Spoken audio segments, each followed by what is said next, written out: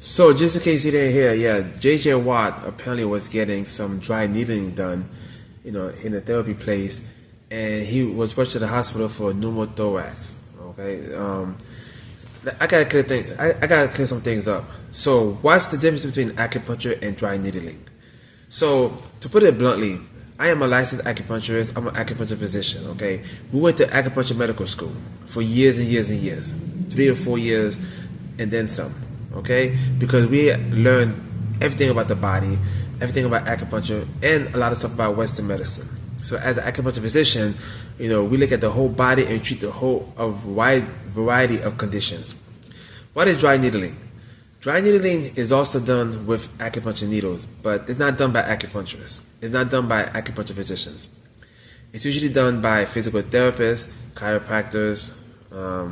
So those professions, what they do is they take a couple of courses in acupuncture, and then they are allowed. And then once they graduate those courses, or once they finish the courses, then they're allowed to do what's called dry needling, meaning that put some acupuncture needles at certain points of the body that's painful.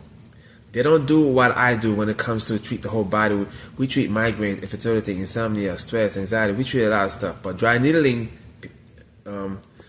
practitioners, again, are usually physical therapists, chiropractors, I guess athletic trainers in some cases, and they're not fully trained like us.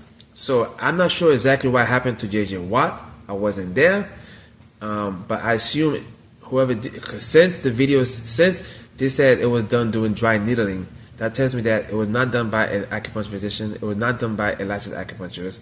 It was done by somebody doesn't really specialize in acupuncture. And yes, mistakes can happen to everybody, but there's one thing about we have a lot of points on our back, our back and our neck. As acupuncturists, we know exactly how to position the needle to avoid, puncturing the pleural cavity, the space between the chest wall and the lung. We know how to avoid a pneumothorax. I'm not saying people who do dry needling don't know how to do it.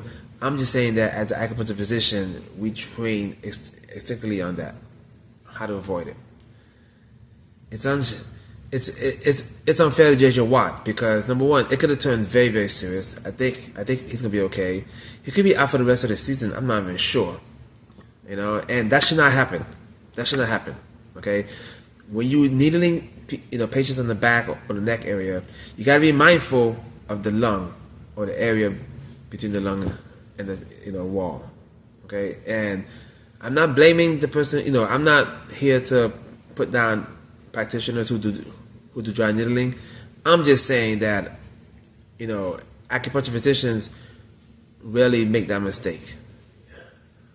Mistakes do happen, unfortunately. Don't get me wrong, but I just want to clear up the main difference between acupuncture and dry needling. Yes, people who do dry needling also use acupuncture needles, but they're not acupuncturists. They're not licensed acupuncturists. They're not acupuncture physicians. They are usually chiropractors, physical therapists, and stuff like that who take some courses in acupuncture, needling, and then they do what they call dry needling. Okay? If somebody asks me if somebody asks me, should they see a dry needling expert or an acupuncturist, I just tell them this. I say, look, if you have a serious condition, especially like migraine and stuff like that, I don't even think people who do dry needling are allowed to do those type of stuff. I think it's just for like pain and stuff. I'm not sure, but I tell people this: would you rather go to somebody who went to school for 3 or 4 years, 5 years, 6 years in some cases, and learn the whole aspect of acupuncture, or do you rather go to somebody who took a couple of courses on needling? So I'll leave you with that question, okay? So please don't forget to subscribe, and I'll talk to you later.